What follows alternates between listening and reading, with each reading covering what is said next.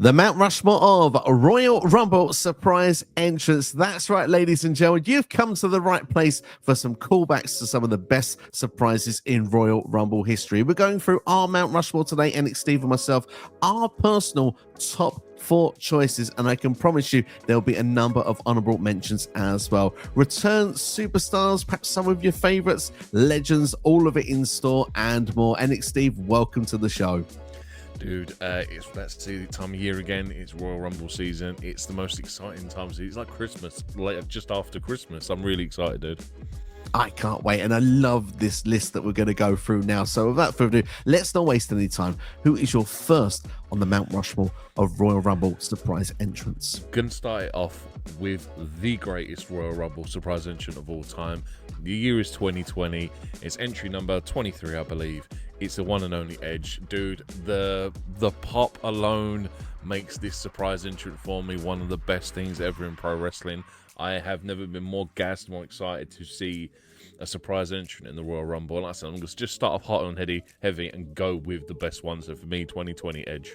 Yeah, it's the best one for me as well. Not just from the reaction from the crowd, but the reaction of Edge himself. He obviously was forced to retire in 2011 with the neck injury. We never thought we'd see him back. The fact was that, I think it was SummerSlam on the kickoff show the year before, he did actually get active with Elias in ring, hit a spear on him.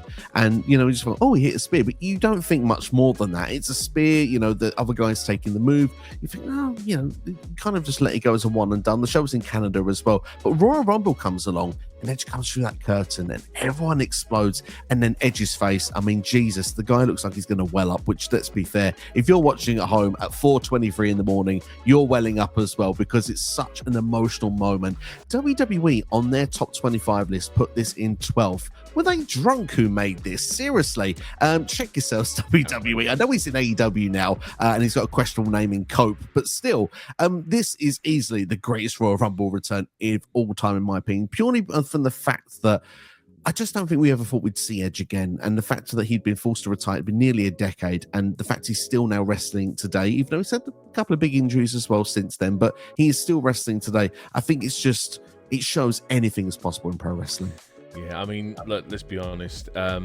It's very rare we get surprises in wrestling anymore, and the fact that that's probably one of a handful in the last 5 years that was a surprise. Like, obviously, just like you got things like Malachi Black turning up 60 days early in AEW and stuff like that, but it's not as good as like this all-time hero that probably would have or could have broke the 16-time title reign, like, because he was on, I think, 13 when he retired, and bearing in mind, like, 9 years later, this guy could have possibly broken that record, but to have him back, dude, just so good and so surprising. Yeah, like, such a feel-good moment.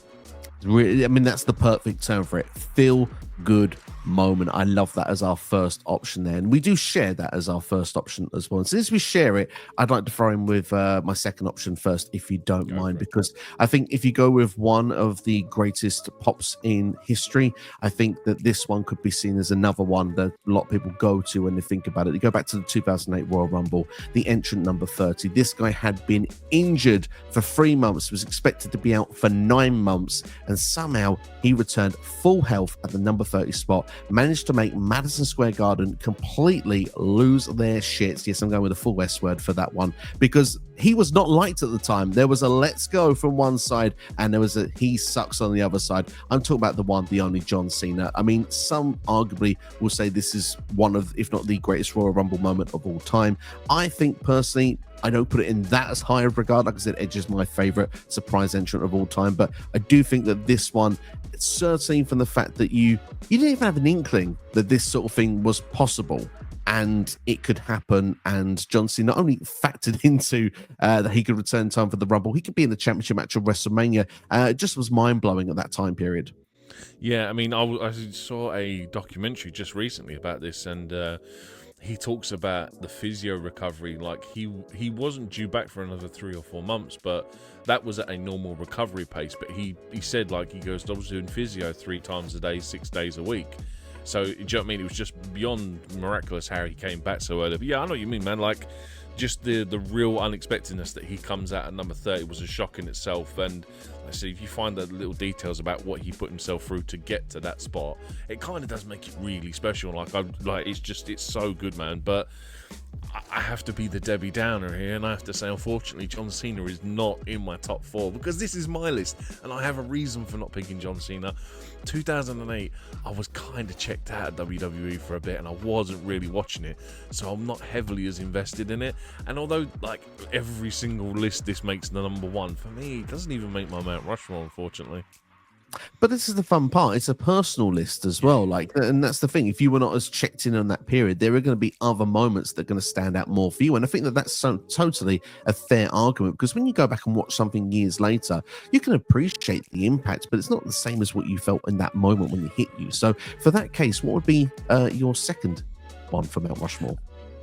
So a lot of these are all recency bias, like they're all within like the last 10 years, which is really bad, but I digress. My second one, I think he's possibly one of the greatest debuts of all time as well. 2016, entrant number 3, a song starts playing, no one has an absolute Scooby who comes out until it comes up on the Titantron.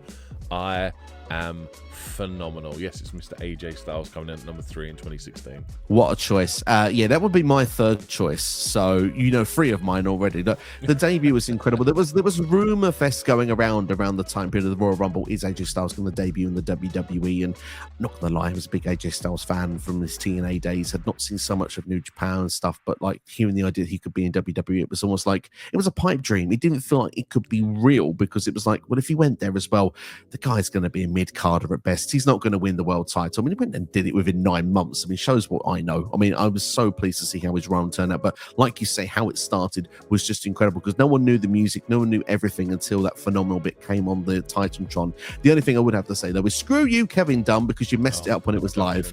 But thankfully today, it is edited, and it is perfect for your viewing pleasure if you want to watch it on Netflix, Peacock, unfortunately no longer the WWE Network.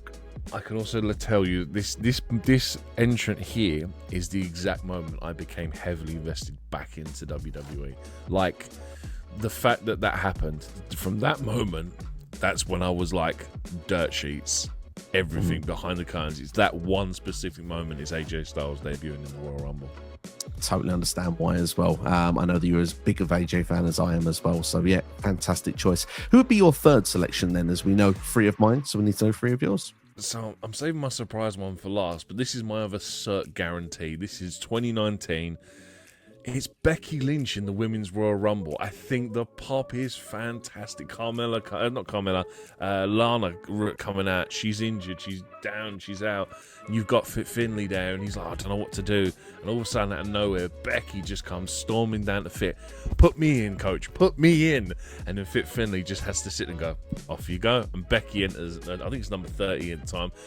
Dude, it's so good. And like, I think she lost the title to Asuka at the start of the night. So she was already in a match at the start of the night, and then to come out as that last entrant to replace Lana, it's just so good.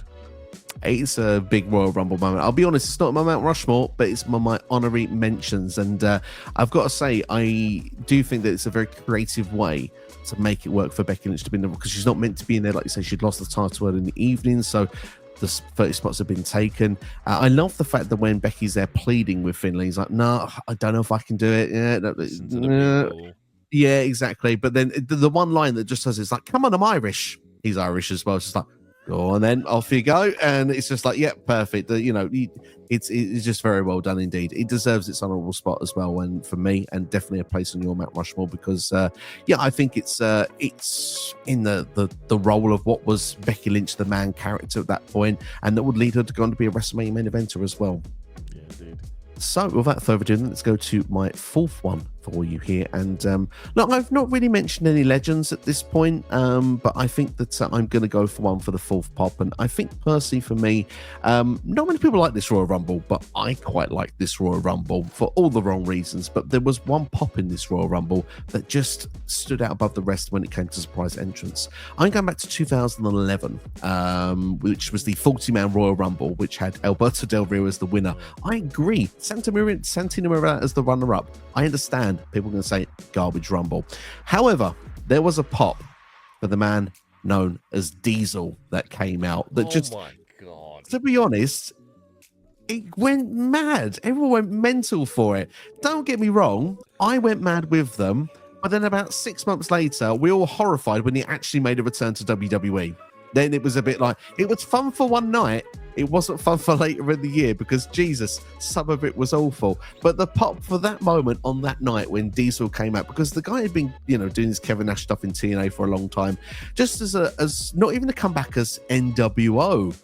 Kevin Nash. It was the Diesel throwback to the 90s. We're talking new generation in your house days. The guy that, let's be honest, he'll tell you the numbers were good with him as WWF champion. But at the same time, it just worked for that moment. I don't know, maybe because it was so unexpected. But yeah, I'm going to go for it. And genuinely, it's one that I remember to this day. Yeah, I mean, I was genuinely just thinking when you were talking about legends, I was about to cut you off and say, oh, at least you're not going to say Diesel. And oh my God, it actually was Diesel. I think that's why I was more shocked is the fact that you did pick Diesel. Dude, yes, I remember it. And it's more of a nostalgia pop for me than anything else. But it didn't even make my honorable mentions. I was like, it was it's like one of them ones where, yeah, it's a fun entrance, like Bubba Ray coming out in Philly at number 3 or 2, whenever it was. It was okay, but I can see what you're talking about because of the fact that it's his original gimmick as well. That is why it's a bit nostalgic and why it can be seen as a favourite. But I'm honestly, I'm shocked you picked Diesel. It's such a left-wing answer from you. It's outrageous. I like to be full of surprises from here and there. Go on, who's your fourth one? So, like I said, we were talking before we started this video, and those 3 I've already given were my certs, guaranteed. And my last one, I was like, I've got a choice of 9, so I've got like 8 honorable mentions here. But this one I've gone with, just because I thought it was so much fun. It's 2020 again. You have to bask in his glory. It's Mr. Keith Lee coming out. Go on, tell me you put it down. Yes! Dude, this is, for me, the best NXT call-up in a Rumble ever. The music pops hard. Brock Lesnar just in there. And Keith Lee's like, dude, you want to go one-on-one with me? I've got the physicality to go with you, and I could probably do more. Hell, I know Keith Lee can hit a moonsault. I'm not sure Brock Lesnar still can. But yeah, dude, for me, 2020 Keith Lee is so good. Yeah, and the fact he's only in the Rumble for like 90 seconds or something like that. But just the moment of like, Brock kind of being like, who's this? You know what I mean? Like, there was the serious question mark of like, all right, yeah, okay, I've got to throw you out next, have I? It's just, it's a very special moment. And Keith Lee is still to this day one of the biggest what ifs in WWE. What could have been? I mean, the guy has charisma. He's a big dude, but he was able to do things in the ring not a lot of other people could do. But he just come off that incredible Survivor Series match, the 5-on-5-on-5 in 2019 with NXT being involved to get the moment in the Rumble as well was just really, really cool. And yeah, as a moment, and that is also probably seen as one of the best ever Royal Rumble matches, which I think obviously helps enhance those special ones even more. So yeah, I totally get where you're coming from. And yeah, I mean, look, clues in the name, NXT. They had to have an NXT call up in there as well. Yeah, I mean, Adam Cole's wasn't really that memorable. Shayna Baszler obviously was, I think she won that year as well, and it was kind of like, Keith, that one is just purely for me, just because I loved it so much. Absolutely. Well, it's an honourable mention for me in there, but I'd not put it in the main ones there. But let's go with a few honourable mentions, because I told you off air there was one other one that was really close to being in the spot of Diesel. So I can tell everyone on there as well. I had a similar feeling.